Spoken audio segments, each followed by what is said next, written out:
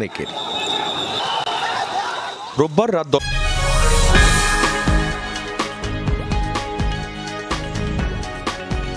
বেআইনিভাবে সড়ক অবরোধ করে পুলিশের কাজে বাধা দান ও নাশকতার কয়েকটি অভিযোগ রাজধানীর ৩ থানায় করা মামলায় ৩৭৫ জন আনসার সদস্যকে কারাগারে পাঠানোর নির্দেশ দিয়েছে আদালত।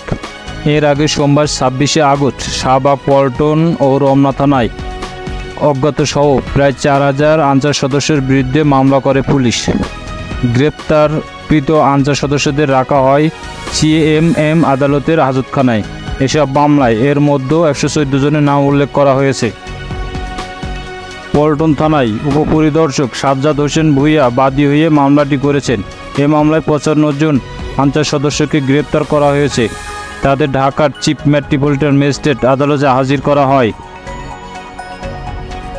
নিজেদের চাকরি জাতীয়করণের দাবি আদায়ের রোববার ২৫শে আগস্ট প্রায় ১০,০০০ আনসার সদস্য একত্রিত হয়ে সচিবালয় ঘেরাও করে অন্তর্বর্তী সরকারের উপদেষ্টা সচিবালয়ের অন্য ঊর্ধ্বতন কর্মকর্তাদের অবরুদ্ধ করে রাখেন। এরপর রাত ৯টার দিকে সচিবালয়ের সামনে শিক্ষার্থীদের সঙ্গে সংঘর্ষ ও ধাওয়া পাল্টা দেওয়ার ঘটনা ঘটে। পরে বিভিন্ন পথ দিয়ে পালিয়ে যান আন্দোলনরত আনসার সদস্যরা।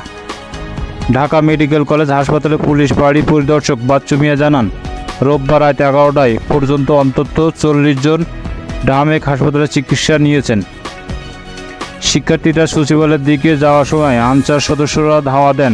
পরে শিক্ষার্থীদের লাঠি নিয়ে আনসার সদস্য প্রেস ক্লাবের দিকে থেকে তাড়া দেন। এ সময় কয়েকজন শিক্ষার্থীকে লাঠিপেটা করেন আনসার সদস্যরা। এ সময় উভয় পক্ষের মধ্যে ইট পাটকেল নিক্ষেপ ঘটনা ঘটে। পরে শিক্ষার্থীদের ধাওয়ায় আনসার সদস্যরা পিছু হটে যান। অভিযোগ উঠেছে সংঘর্ষের সময় আনসার সদস্যদের গুলিও চালিয়েছেন। সংঘর্ষের আগে বৈষম্য বিরোধী ছাত্র আন্দোলনের সমন্বয়ক হাসনাত আবদুল্লাহ ফেসবুক লাইভে এসে বলেন,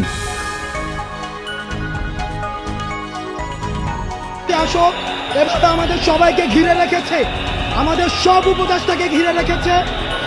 আনসার সদস্যদের বিভিন্ন দাবি মেনে নেওয়া হলেও বাহিনীর একটি দল সচিবালয়ে অন্তর্বর্তী সরকারের উপদেষ্টাকে আটকে রেখেছে এবং কর্মকর্তা কর্মচারীদের মারধর করছেন।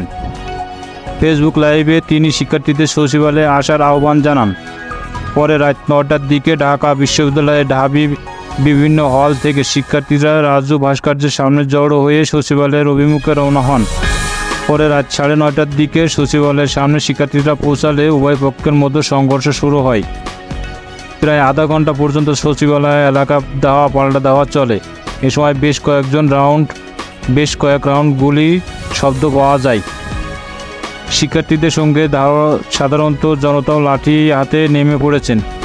ছাত্র জনতার ধাওয়া খেয়ে সচিবালয় এলাকায় ছেড়ে যান আনসার সদস্যরা। পালানোর সময় লাঠি দিয়ে আনসার সদস্যদের পিটিয়েছেন ছাত্র জনতা। পরে সেনাবাহিনী সচিবালয় এলাকায় অবস্থান নিলে পরিবেশ শান্ত হয়। প্রায় সাড়ে দশ ঘন্টা পর সচিবালয়ে অবরুদ্ধ উপদেষ্টা এবং কর্মীরা মুক্ত হন। ঢাকা মেডিকেল কলেজ হাসপাতালে পুলিশ ক্যাম্প ইনচার্জ পরিদর্শক মোহাম্মদ বাচ্চু মিয়া গণমাধ্যমকে জানান, ৪০ জনের মতন শিক্ষার্থী ও আনসার আহত হয়েছে হাসপাতালে এসেছে। তাদের বেশিরভাগই মাথায় আঘাত। জরুরি বিভাগে তাদের চিকিৎসা দেওয়া হয়। এর আগে বিকালে সচিবালয়ের সামনে অবস্থান নেন আনসার সদস্যরা। পরে স্বরাষ্ট্র উপদেষ্টা লে জেনারেল আব্দুল জাহাঙ্গীর আলম চৌধুরী আনসারদের সব দাবি দাওয়া মেনে নেওয়া আশ্বাস দেন। পাশাপাশি তিনি বাহিনী সদস্যদের রেস্ট প্রাথা বাতিলের ঘোষণা দেন। সে সময় আনসারদের আন্দোলন সমন্বয়ক নাসিম কর্মসূচি স্থগিত করেন। কিন্তু আন্দোলনকারীদের একটি দল রোববারের মধ্যে তাদের চাকরি জাতীয়করণের ঘোষণা দেওয়ার দাবিতে সচিবালয়ে ঘিরে রাখে উপদেষ্টা কর্মকর্তা কর্মচারীদের অবরুদ্ধ করে রাখেন। রাতে অনেক কর্মকর্তা কর্মচারীদের দেয়াল টপকে সচিবালয়ে ছাড়তে দেখা যায়।